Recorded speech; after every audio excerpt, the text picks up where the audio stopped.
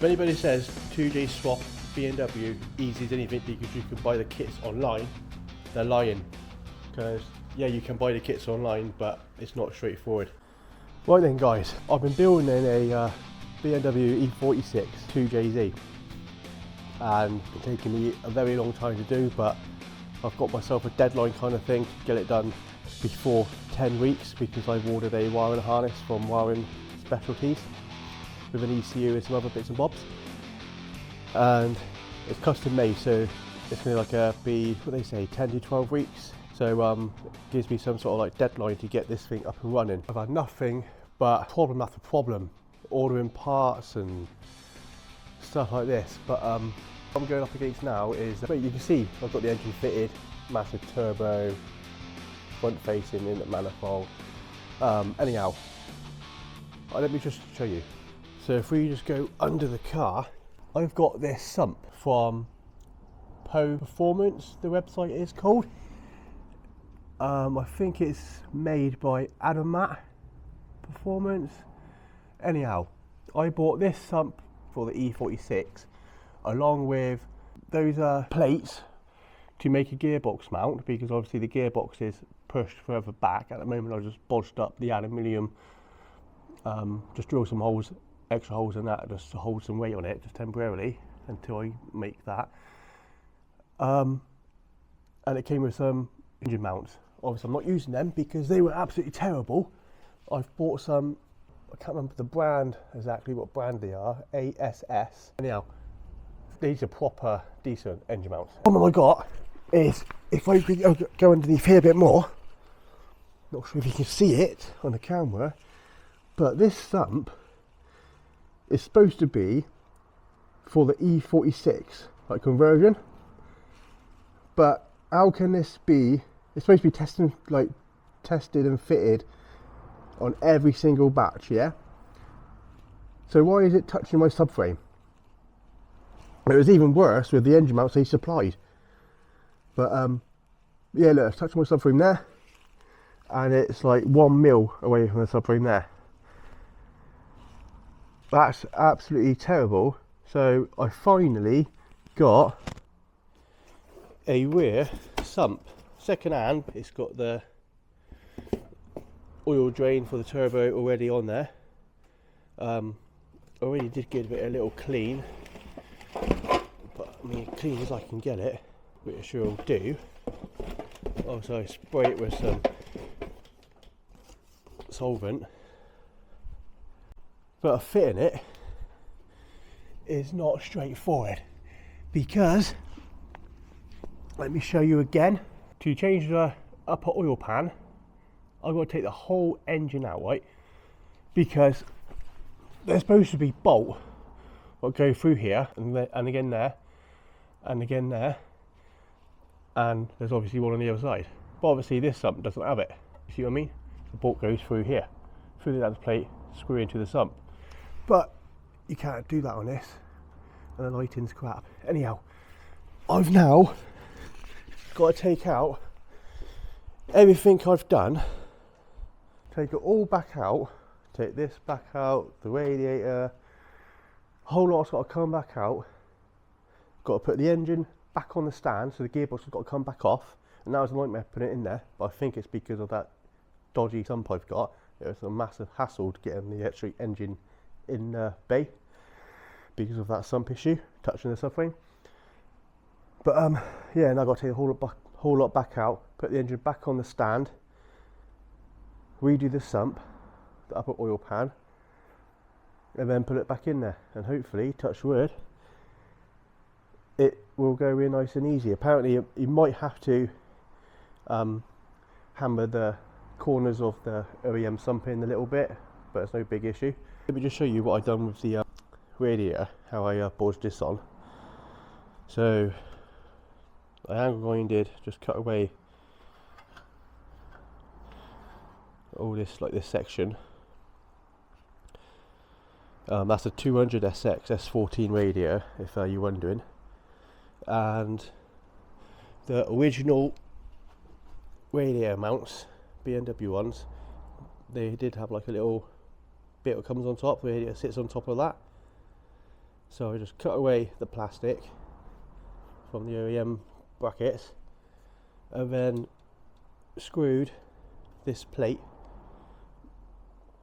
into the OEM mounts. I'll probably get with nuts in there eventually, but I mean it's very, very stable at the moment. And then got some more plate,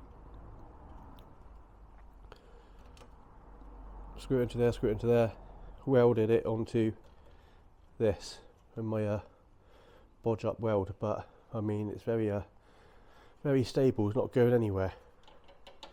That rattling is because I've not screwed that on, but the radio itself is solid, it's not moving. And I put some hose there, just cut up some hose out like little rubber washers, and the same here. Oh yeah, I had to drill and cut away this little part, and same on this side, because on the radio they got like a little pivot where it's sitting there, stop it from going forwards and backwards, which it has done.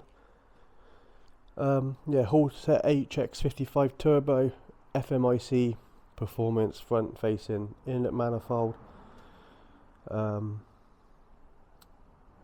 not much else to see really.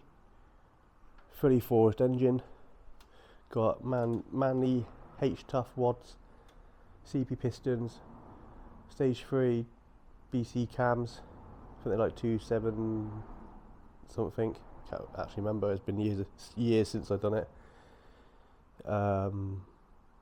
Piston ring's been gapped to maintain for 30 psi boost. What else? Dual valve springs, BC ones, BC oversized valves, bronze valve guides, head's been ported and polished, block's been bored 0.20 foul over, so it's got 0.5 oversized pistons inside the block.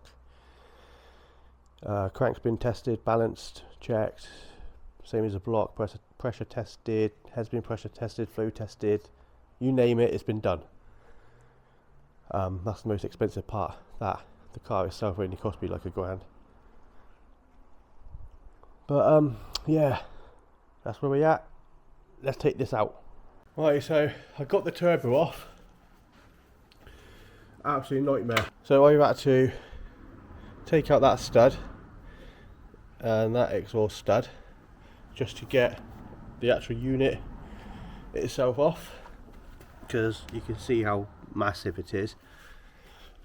I'm not even sure if it'll work yet, be turbo lags anything, but I like turbo lag, so this is my car, it's what I like. So now I can actually access the engine mount.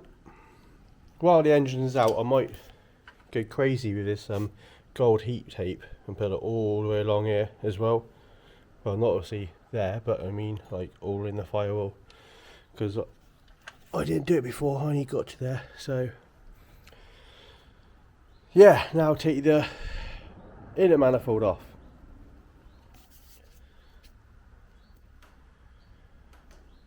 So yeah, take the inner manifold off next, and then after take the inner manifold off, I'm going to take the clutch slave cylinder out of the gearbox. That's a nightmare to get to because obviously it's such tight space up there. And then once that's done, I believe that'll be it. Take the gearbox mount off, hook the engine onto the, or hook the crane onto the engine, and lift it out. If anybody says 2J swap BMW easy as anything because you can buy the kits online, they're lying. Because yeah, you can buy the kits online, but it's not straightforward. Okay, that was very difficult. Like I said, the sump was catching on the subframe. Fuck knows how I got it in there to begin with, but I've had to lower the 4 subframe bolts, drop the subframe down a little bit, and finally I've got it out. So coming out, it's now like 10:30 at night. It's taking me a couple hours just fucking around with this, get this fucker out. Didn't bother taking the inlet manifold off in the end. I remember I didn't take it off. I didn't put it on when it was in the car. It was already on like this. But I've had to take off the side engine mounts, both sides.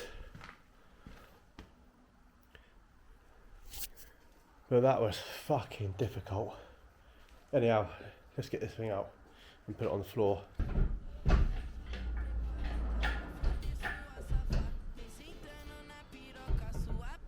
It's really a two-man job, but I don't have two-man.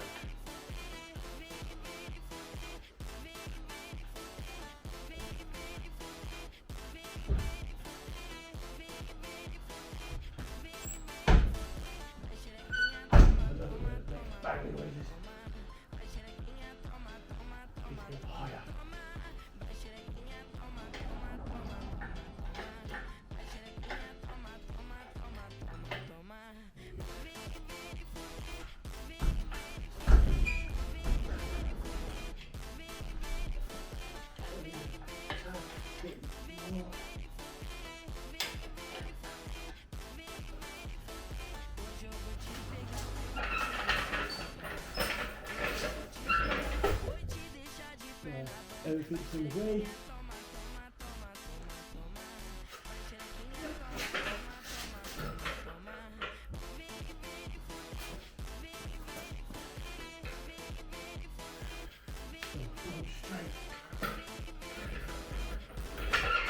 If this drops on my foot, that's a broken foot. Fuck it, real good. Julian, if you're watching this, then you should give me a fucking hand.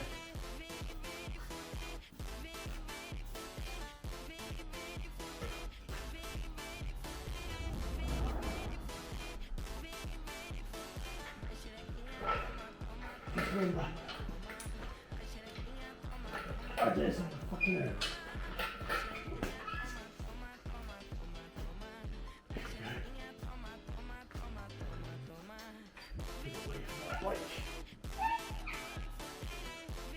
Here.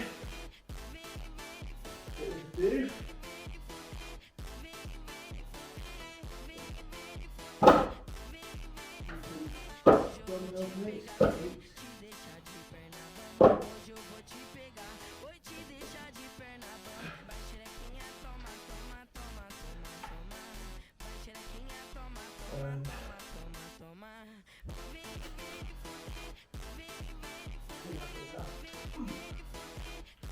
That's somebody with fucking shit.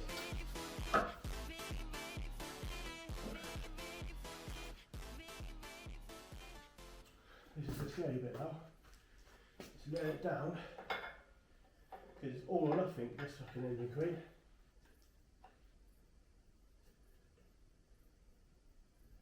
Just stay there. Sweet!